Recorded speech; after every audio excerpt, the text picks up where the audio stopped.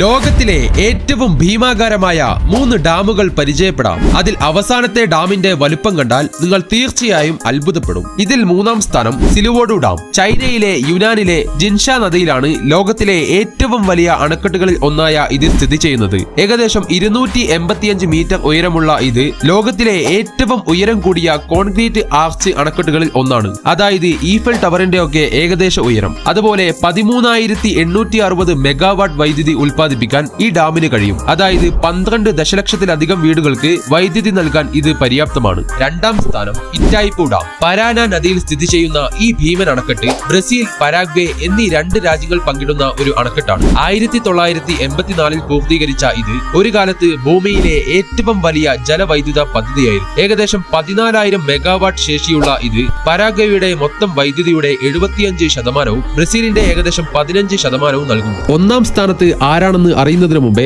Channel ഒന്ന് subscribe ചെയ്യാനും like ചെയ്യാനും മറക്കല്ലേ. ഇതിൽ 1-ാം സ്ഥാനം ത്രീ ഗോർജസ് ഡാം. ചൈനയിലെ യാങ്സി നദിയിലെ ഈ അണക്കെട്ടാണ് വലുപ്പത്തിൽ ചാമ്പ്യൻ. ലോകത്തിലെ ഏറ്റവും വലിയ പവർ സ്റ്റേഷൻ എന്ന റെക്കോർഡും ഈ ഡാമിനുണ്ട്. ഏകദേശം 22,500 മെഗാവാട്ട് വൈദ്യുതി ഉൽപ്പാദിപ്പിക്കാൻ ഈ ഡാമിന് സാധിക്കും. അതായത് UK-യുടെ വലുപ്പമുള്ള ഒരു രാജ്യത്തിന് മുഴുവൻ വൈദ്യുതി നൽകാൻ ഈ ഡാം മതിയാകും. എന്നാൽ ഇത് ഭീമമായ ചിലവോടുകൂടിയാണ് വന്നത്. ഈ ഡാമിന്റെ കൂറ്റൻ ജലസംഭരണിക്ക് സ്ഥലമൊരുക്കാൻ 1.3 ദശലക്ഷത്തിലധികം ആളുകളെ മാറ്റി പാർപ്പിക്കേണ്ടി വന്നു. ഇതിൽ നിങ്ങളുടെ അഭിപ്രായങ്ങൾ എന്തൊക്കെയാണ്? കമന്റ് ചെയ്യൂ.